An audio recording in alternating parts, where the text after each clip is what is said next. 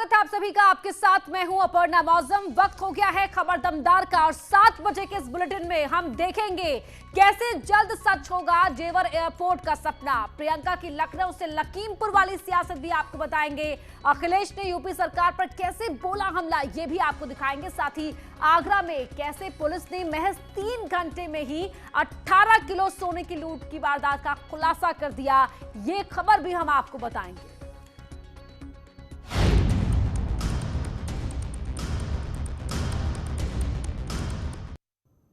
NCR के लोगों के लिए खुशखबरी है, जल्द ही जेवर एयरपोर्ट का सपना साकार होगा। आज लखनऊ में सीएम योगी ने जेवर एयरपोर्ट को लेकर प्रेजेंटेशन देखा, ये रिपोर्ट देखिए।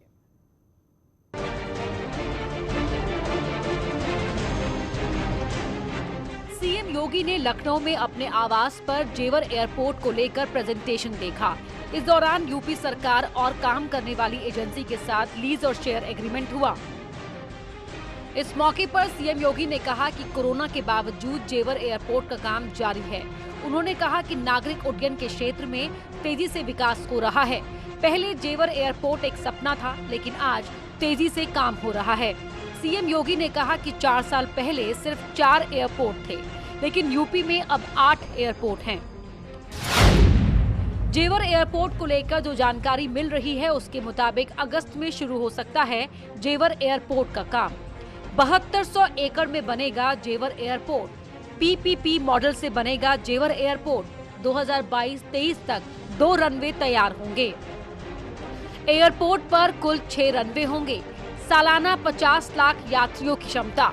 दिल्ली एनसीआर का दूसरा इंटरनेशनल एयरपोर्ट होगा जेवर। करीब 29,500 करोड़ का आएगा खर्च। 2023 से शुरू हो सकती है उड़ान। आधुनिक तकनीक वाला एयरपोर्ट। उत्तर भारत की 90% फ्लाइट। ज्यूरिक इंटरनेशनल कंपनी निर्माण में शामिल।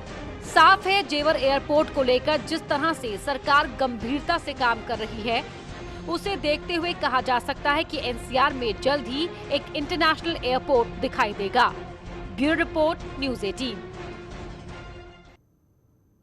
लखनऊ में यूपी सरकार और जेवर एयरपोर्ट का निर्माण करने वाली कंपनी के बीच लीज आज एग्रीमेंट साइन हो गया है। सीएम योगी ने जेवर एयरपोर्ट का प्रेजेंटेशन भी आज देखा। इसको लेकर ट्वीट भी किया। सीएम ने लिखा, आज जेवर एयरपोर्ट हेतु भूमि का लीज एग्रीमेंट और शेयर होल्डर एग्रीमेंट संपन्न हुआ है। ये एयरपोर्ट आदरणीय प्रधानमंत्री जी का साल 2024 तक उत्तर प्रदेश को $1 ट्रिलियन की इकोनॉमी बनाने के लक्ष्य को आगे बढ़ाने हेतु एक बेहतरीन माध्यम है। कुशीनगर में इंटरनेशनल एयरपोर्ट के रूप में हमारा कार्य लगभग पूरा हो चुका है।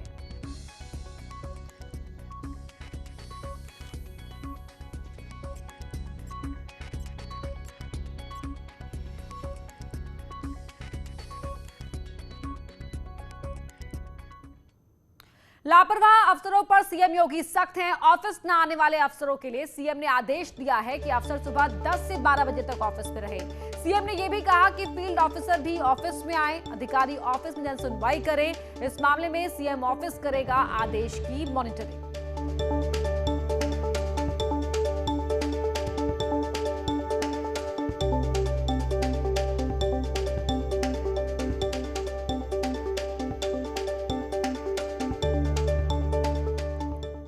राष्ट्रीय स्वयंसेवक संघ भी यूपी चुनाव को लेकर लगातार बैठकें कर रहा है। रविवार को संघ की बड़ी बैठक है। बैठक में संघ के सरकार्यवाह दत्तात्रेय होसबोले भी रहेंगे। सीएम योगी और यूपी बीजेपी अध्यक्ष स्वतंत्र देव सिंह भी इस मीटिंग में शामिल होंगे। बैठक में आगामी चुनाव को लेकर रणनीतियों पर चर्चा होगी।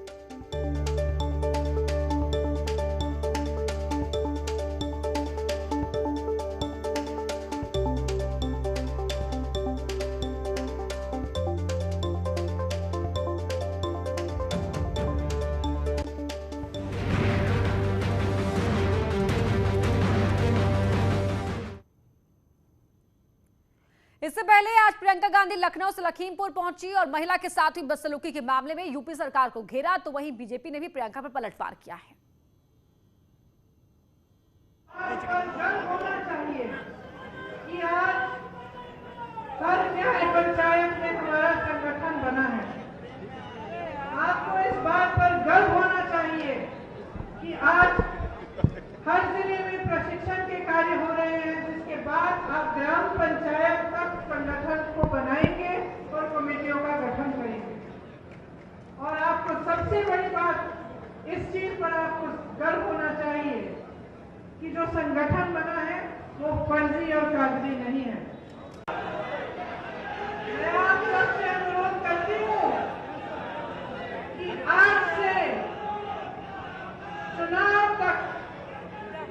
24 घंटे काम करने का अपना लक्ष्य बनाइए।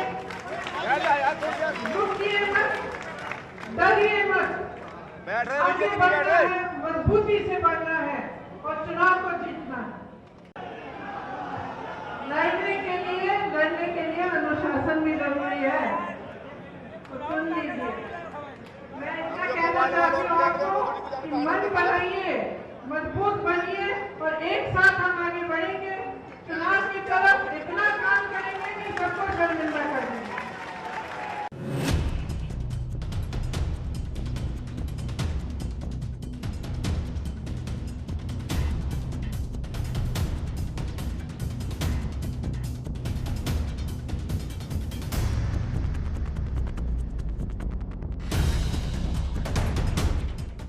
यूपी की सत्ता से बाहर रही कांग्रेस मिशन 2022 के लिए अभी से ही कमर कस चुकी है।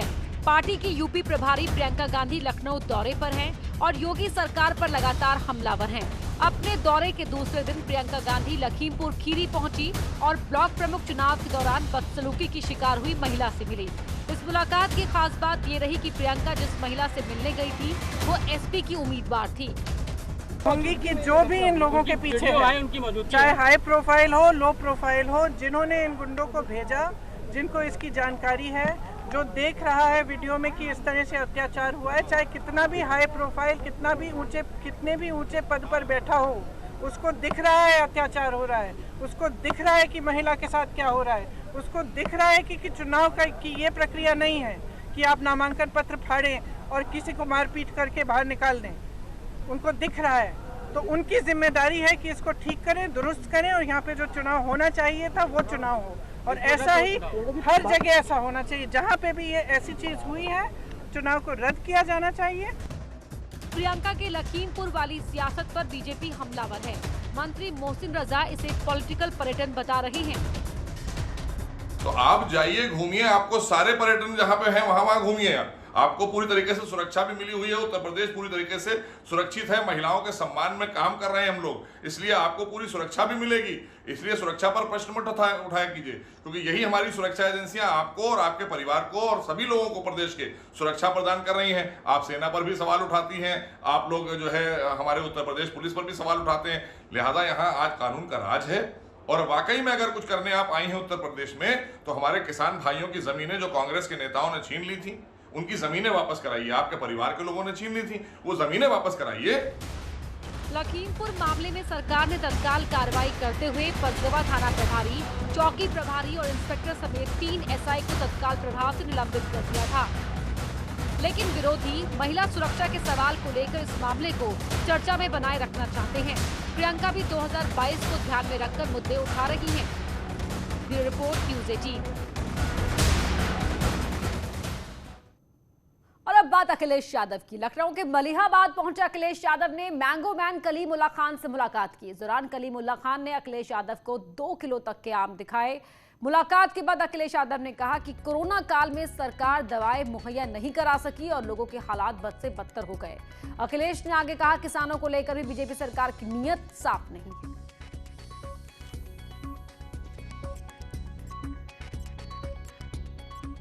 इधर कोरोना की वजह से बड़े पैमाने पे नुकसान हुआ है और जो सुविधाएं सरकार को देनी चाहिए किसानों को, वो सुविधाएं सरकार नहीं दे पा रही। दवाइयों में मिलावट, और जब से भारतीय जनता पार्टी की सरकार आई है दवाइयों में मिलावट बढ़ी है।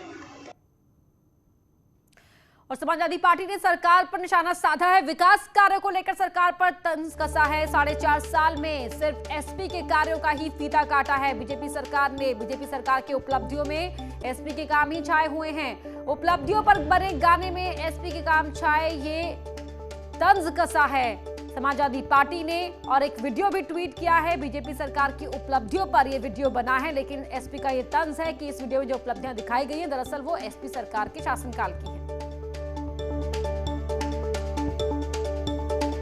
तो 4.5 साल में सिर्फ एसपी के विकास कार्यों का फीता काटने वाले मुख्यमंत्री योगी आदित्यनाथ जी की सरकार की उपलब्धि पर बनाए गए गाने में भी छाए सिर्फ एसपी के काम। ये समाजवादी पार्टी के हैंडल से ये ट्वीट किया गया है और सरकार पर निशाना साधा गया है।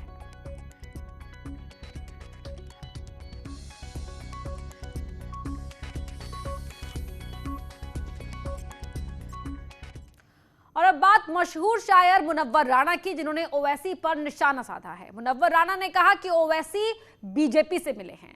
यूपी के मुसलमान समझ जाए कि ओवैसी बीजेपी से मिले हैं।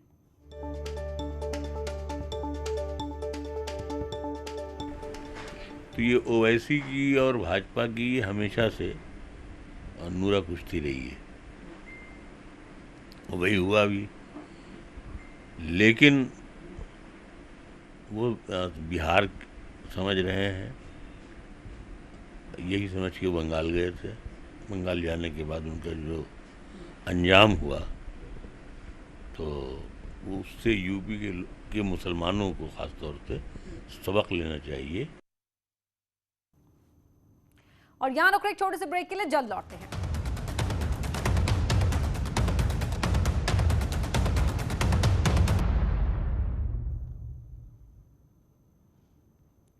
खबर दमदार में अगली खबर का रुख करें उससे पहले एक महत्वपूर्ण अपील। देश में कोरोना के मामले बढ़े हैं, ऐसे में मास्क सबसे बड़ा हथियार है। बार बार हम आपसे अपील करते हैं कि आप मास्क पहनिए। इसको लेकर न्यूज 18 ने एक मुहिम भी शुरू की है, #मास्क पहनो इंडिया। आप खुद से ये प्रण लीजिए कि जब तक ये महामारी है आप मास्क नहीं उतारेंगे। और अब बात करते हैं आगरा की, जहां पुलिस ने मणप्पुरम गोल्ड लोन ब्रांच से 18 किलो सोना लूटकर भाग रहे बदमाशों को 3 घंटे में दबोच लिया। ये रिपोर्ट देखिए। आगरा के मणप्पुरम गोल्ड ऑफिस में दिन दहाड़े लूट की बड़ी वारदात हुई, लेकिन लूट के कुछ ही घंटों के अंदर पुलिस ने बदमाशों को एनकाउंटर में दबोच लिया। महज 3 घंटे के अंदर पुलिस ने मामले का खुलासा कर दिया। पुलिस ने अतमादपुर थाना इलाके में डकैती करके भाग रहे बदमाशों को घेर लिया। मुठभेड़ में 2 बदमाशों को गोली लगी है। ये सभी बदमाश बाइक से फरार होने की कोशिश कर रहे थे।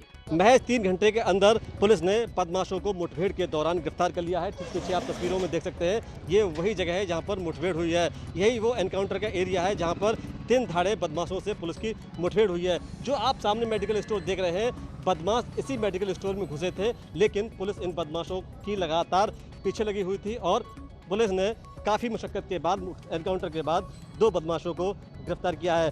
फिलहाल बदमाशों से क्या बरामद हुआ है, इस बात की जानकारी पुलिस नहीं दे रही है। अभी भी कई बदमाशों की पुलिस तलाश कर रही है। बता दें कि आज दोपहर करीब 2 बजे आगरा के मणप्पुरम गोल्ड ऑफिस में कर्मचारियों को बंधक बनाकर 17 किलो सोने के जेवरात और 5 लाख रुपए कैश लूट कर बदमाश फरार हो गए थे। लूट की सीसीटीवी तस्वीरें भी सामने आई थी।